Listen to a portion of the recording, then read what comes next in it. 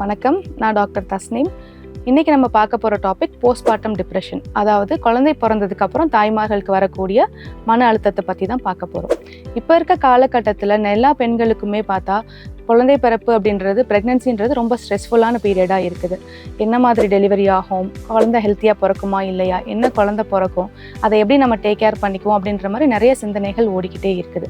But இதெல்லாம் யூஸ்வலாக குழந்தை பிறந்து 1-2 வாரத்தில் அதுவே நார்மல் ஆகிடும்.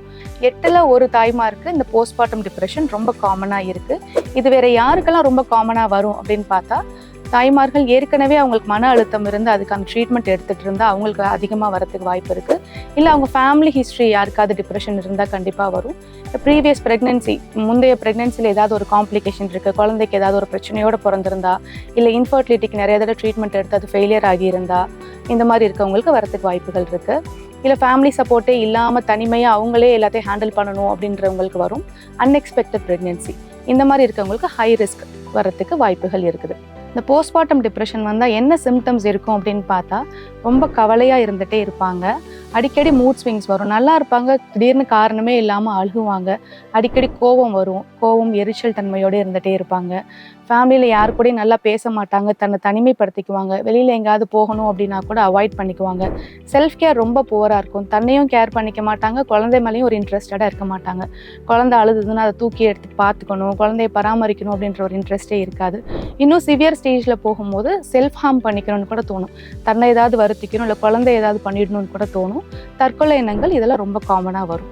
ஸோ இதெல்லாம் 2 வாரத்துக்கு மேலே தொடர்ந்து இருந்துக்கிட்டே இருந்தது அப்படின்னா அவங்களுக்கு போஸ்ட்மார்ட்டம் டிப்ரெஷன் இருக்குது அப்படின்றத நம்ம கண்டறிஞ்சிக்கலாம். ஸோ எதனால் போஸ்ட்மார்ட்டம் டிப்ரெஷன் வருது அப்படின்னு பார்த்தோம்னா, ப்ரெக்னெண்ட்டாக இருக்கும்போது ஈஸ்ட்ரோஜன், ப்ரொஜெஸ்ட்ரான்ற ஹார்மோன்லாம் அதிக அளவில் சுரக்க ஆரம்பிக்கும். ஒன்ஸ் டெலிவரி ஆனதுக்கப்புறம் அந்த ஹார்மோன் எல்லாம் நார்மல் லெவலுக்கு வர ஆரம்பிச்சிடும். இந்த சடனாக ஏற்படக்கூடிய மாற்றங்கள்னால தாய்மார்களுக்கு உடல் அளவிலையும் மனதளவிலையும் நிறைய மாற்றங்கள் ஏற்பட ஆரம்பிக்கும். ஸோ இந்த மாதிரி சிம்டம்ஸ் அவங்களுக்கு இருந்தது அப்படின்னா ஃபேமிலி மெம்பர்ஸ் அதை இக்னோர் பண்ணக்கூடாது. ஸோ இது எல்லாருக்கும் தான் இருக்கும், இது காமனாக இருக்கும், நாளடைவில் அதுவே சரியாயிடும் அப்படின்ற மாதிரி இல்லாமல் அவங்களோட நிறைய டைம் ஸ்பெண்ட் பண்ணணும், அவங்களுக்கு தூங்குறதுக்கு நிறைய இம்பார்ட்டன்ஸ் தரணும்.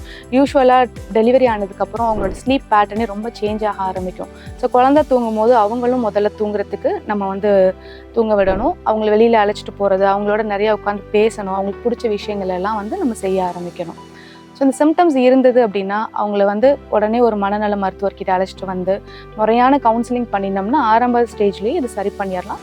பட் ஒரு சில பேஷண்ட்ஸ்க்கு மட்டும் மாத்திரைகள் போடுற மாதிரி இருக்கும். சிவியராக டிப்ரெஷன் இருந்ததுன்னா முறையான ட்ரீட்மெண்ட் பண்ணி விரைவில் இதை குணப்படுத்திடலாம். நன்றி.